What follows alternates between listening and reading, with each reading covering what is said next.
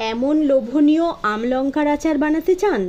তার জন্য আম যতটা সম্ভব পাতলা করে কেটে নিয়ে নুন দিয়ে মেখে 2 দিন রোদে দিলেই হবে। প্রতিটি কাঁচা লঙ্কাকে 2 থেকে 3 টুকরো করে নিয়ে নুন দিয়ে মেখে 2 দিন রোদে দিতে হবে।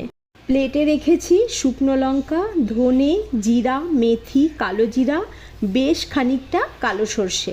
খালি কড়াইয়ে শুকনো লঙ্কা, ধনে, জিরা, মেথি, কালো জিরা ড্রাই রোস্ট করে শেষে সর্ষে দিয়ে নেড়ে নামিয়ে ঠান্ডা করে গুঁড়ো করে নিতে হবে।